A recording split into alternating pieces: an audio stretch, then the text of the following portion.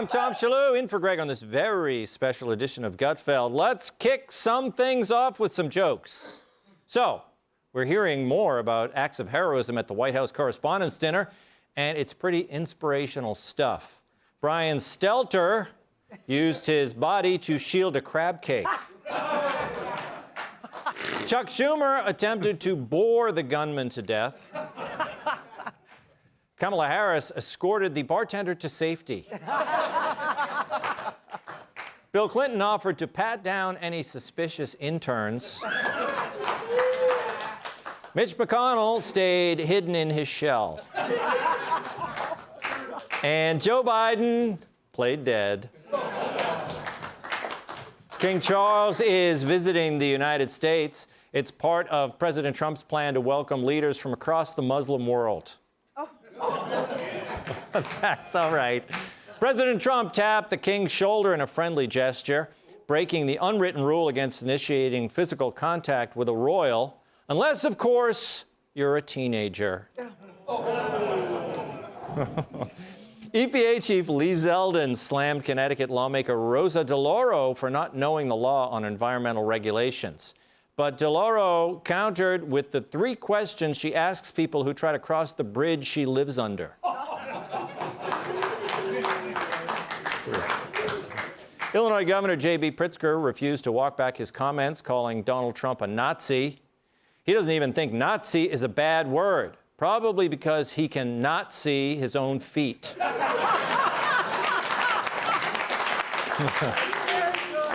A California woman escaped being kidnapped by texting 911 from a gas station bathroom. People are calling her brave for using a gas station bathroom. And finally, a new study finds dyslexia affects more males than females, which explains why this guy thinks he's 6'5". Now to the monologue.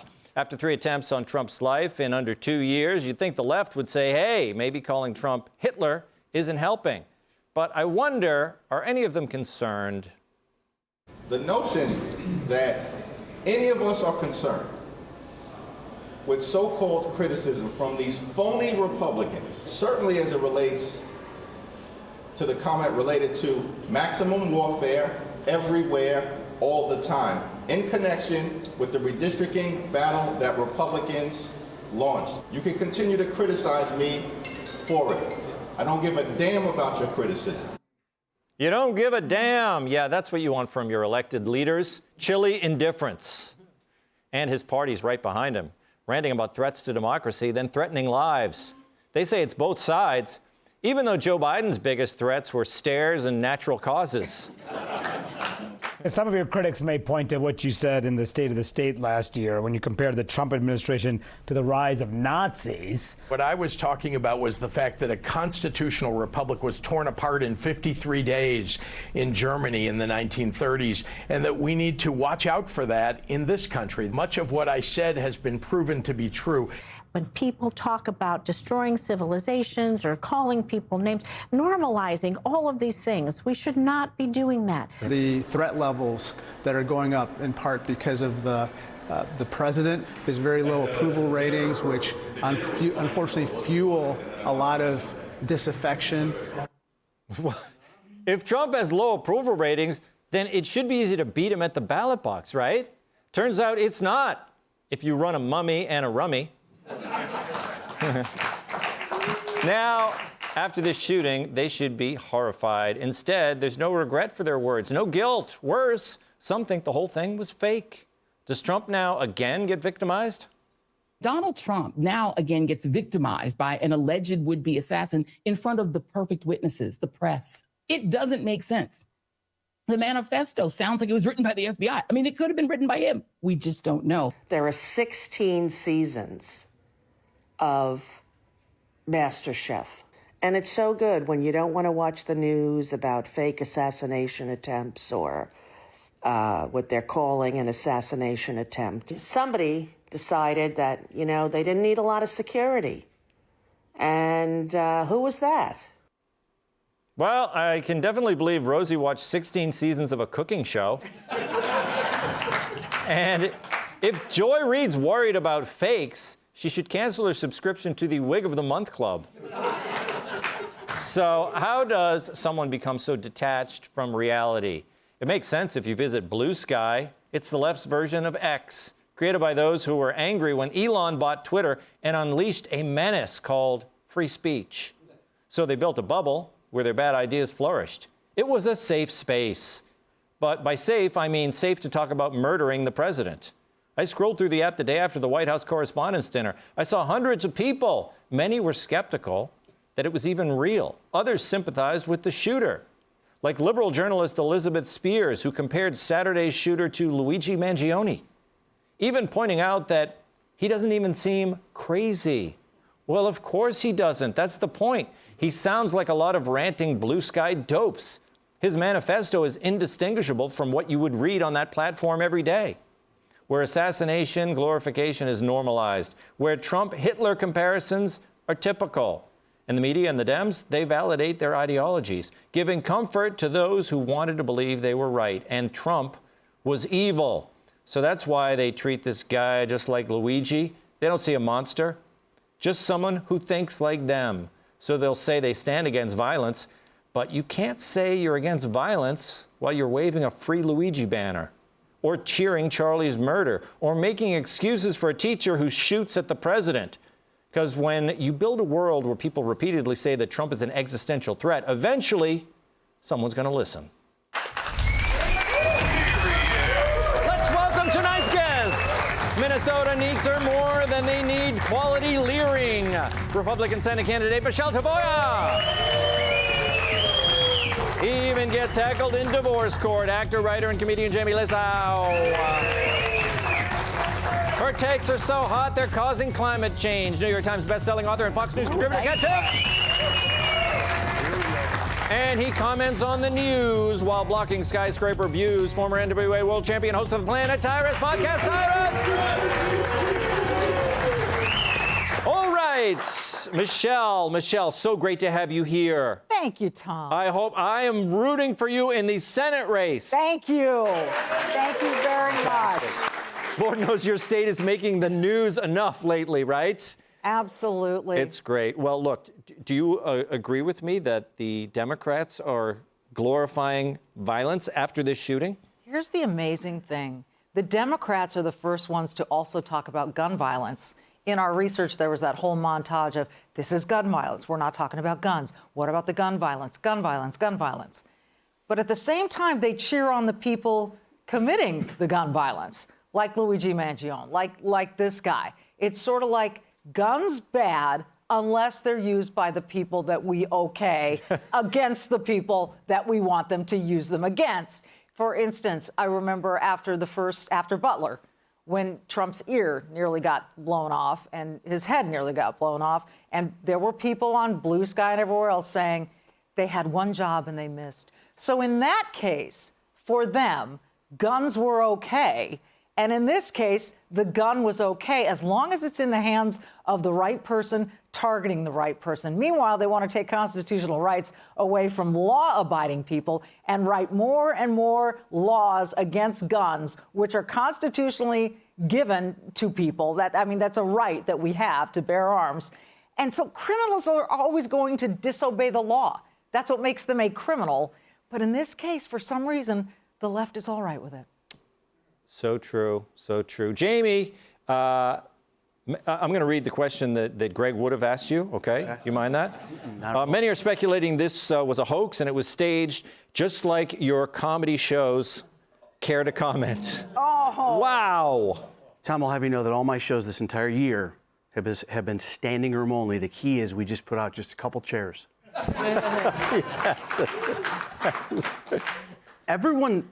No one with any credibility comes out and says it's fake. I would like to hear from someone that was there, that was scared and protecting their family. And also they say his reaction wasn't correct, her reaction wasn't correct. I don't think any of us know how we'd react if there was an assassination attempt on us or on someone near us. If you look back to Butler, remember the bullets are flying, he gets shot in the ear, he goes to the ground, Secret Service is covering him, and he gets up and he goes, "Hey, grab my shoes, would you?" Do you remember that? How expensive are Trump's shoes?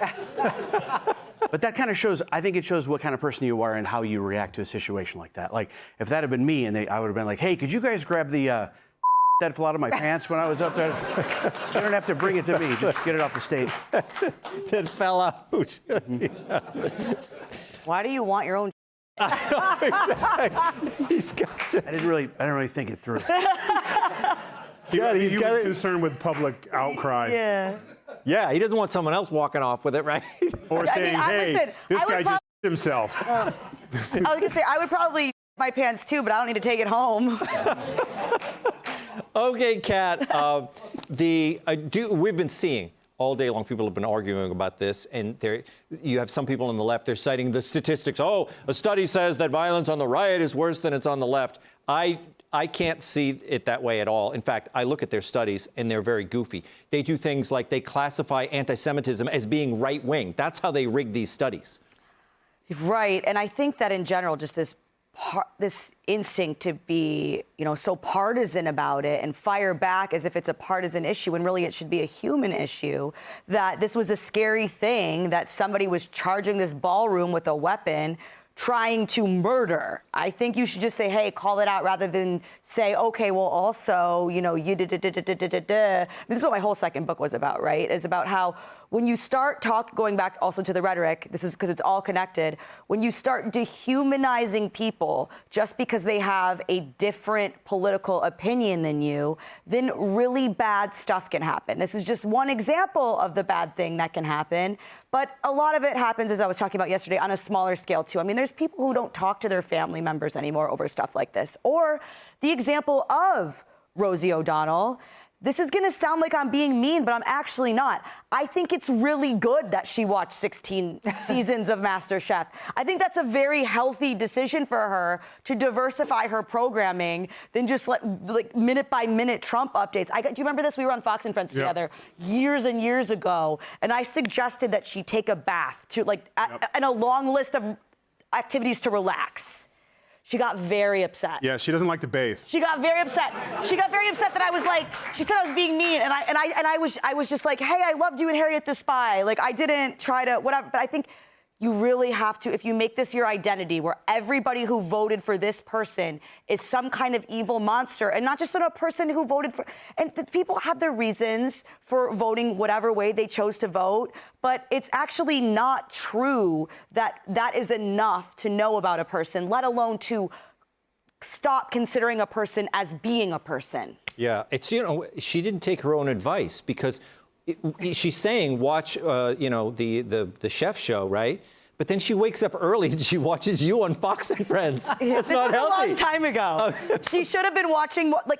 Stay with it, girl. It's fun to binge watch shows like that. You shouldn't be this locked into it where the whole rest of your life is suffering. And that's clearly what's been happening to her for quite a while now. Yeah, better yet, she should get off politics completely. It's not healthy for her, right, Tyrus? Some people just can't deal with this. When it comes to health, based on that photo, there's a lot of things going on there. But again, I think we should consider the source. All of these people are former. All their actions and their propaganda and their they peddle ended them not having jobs anymore, and they're doing it from the comfort of their home. And the biggest problem is that we echo it. If a tree falls in the forest and no one's there, no one's going to cry for the squirrel that got squashed. These squirrels, they don't have the volume. People don't turn in to watch them, but they say this. And then we talk about it, and then their message gets out there. They love to say it's fake, right? Because that's what somebody who has nothing else to do, and it gets attention. But I want to push back. I am a firm believer that if President Trump was going to do fake stuff with friends like Arnold Schwarzenegger and Sylvester Stallone, there'd have been a way cooler fight scene. You know what I'm saying? Like, it would have been pageantry. He would have been like, get away from my wife, you assassin, boom, and like, you know what I'm saying? And like, all of a sudden, J.D. Vance has a backflip with 2 guns. What's the problem? Like, it would have been way different. Yeah. The other side of it is, the last time it was fake, a man's face was blown off. So was that part of the fakeness too? Or the Secret Service that took a bullet in the chest? Or the guy who did it that's going to be spending the next 50 to 100 years in jail, is he going to be in cell going, hell, we really got him, fellas? You know what I'm saying? Like, they say and then we are almost responsible because we regurgitate it. This is the only time you're going to see the two of them on the screen. I think it's the only time you should. You see both of these faces of these mean, evil people. When the right does it, we call them crazy. But when they do it, everyone hears it. When Tucker says his weird stuff and Candace says their weird stuff, MSNBC doesn't run it. And that's where we need to take a page from them. Stop giving them the air, because they do this on purpose for us to There it is. We're done with this, Tyrus. Stop giving them the air. Be sure to like and subscribe for all the Fox News latest on YouTube, and catch full shows streaming now on Fox One.